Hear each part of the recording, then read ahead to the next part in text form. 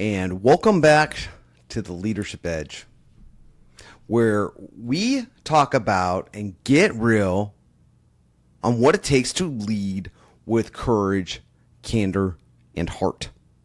And today we're diving into a principle that changed my life. It reshaped my leadership style and just benefited me in so many ways. And that principle is extreme ownership. Now, the first time I picked up the book by Jocko Willink and Leif Babin, I wasn't just reading another leadership book. I was looking into a mirror. Every page challenged me with one hard question.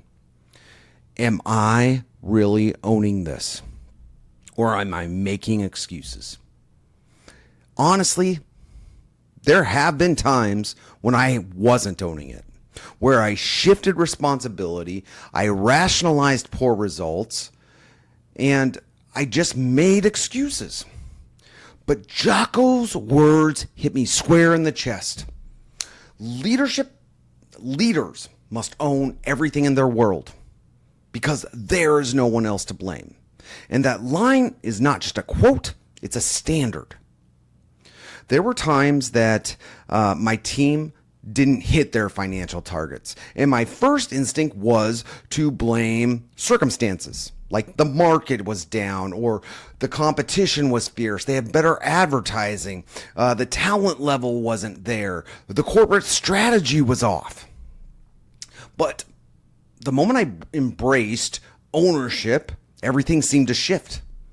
Because ownership does not equal guilt. It equals power. Blame disempowers, where ownership activates change. When I finally said, this one is on me, I realized I own it. I can fix it. But if I blame it, I'm going to get stuck.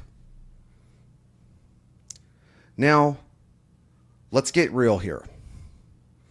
Leaders resist ownership because of ego. They resist ownership because of culture, and they resist ownership because of comfort. Ego wants to constantly defend itself. Culture is when too many leaders model excuses and their team follows. And comfort says, point your finger over there. It's a lot easier. Here's the truth. When leaders make excuses, their culture will follow. When leaders own it, their culture will rise. Here's the contrast. Blame and excuses creates mediocrity, finger pointing, and stagnation. Where ownership creates clarity, accountability, and momentum. Instead of saying, traffic was down today, reframe a question like that. Say, traffic wasn't the same for everyone. But here's the question. What can we do differently? How can I lead differently? Extreme ownership is not comfortable, but it is extremely freeing. So, let's put this into practice. I'm going to give you 5 simple ways that you can implement extreme ownership into your leadership. Number 1, reframe the excuse. When you think that it's not my fault, stop yourself right there. Instead, say, here is what I can do. Number 2, model responsibility publicly. When things break down, be the first to step up. Say, that one's on me, and here's how we'll fix it. That kind of courage sets the tone. Number 3, simplify the mission. If your team cannot repeat the mission or strategy in one sentence, it's too complicated. Own clarity. Number 4, empower others to own.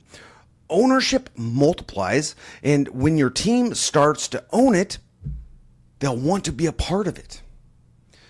Number 5, end your day with ownership. Reflect on the day. Ask yourself, what did I dodge? What did I own? What can I do better tomorrow? Listen, extreme ownership, honestly, it changed me. It changed my life. It changed my leadership style. And I promise it can change yours as well. It isn't about blaming yourself for everything. It's about stepping into a higher standard of leadership. A standard where excuses disappear and accountability will drive and lift results. Because when leaders own everything, their team starts owning it too. The excuses will fade and clarity will rise. And I promise you that the performance will follow. I'm going to leave you with this. Leadership is not about having someone to blame. Leadership is about having the courage to say, this is mine and I will own it. That's the leadership edge, and that's the standard. And that is extreme ownership. Remember, leadership is lived. It's not just learned. Apply a little bit of extreme ownership into your life and watch the ripple effects in your team, in your family, in your friends, in your community.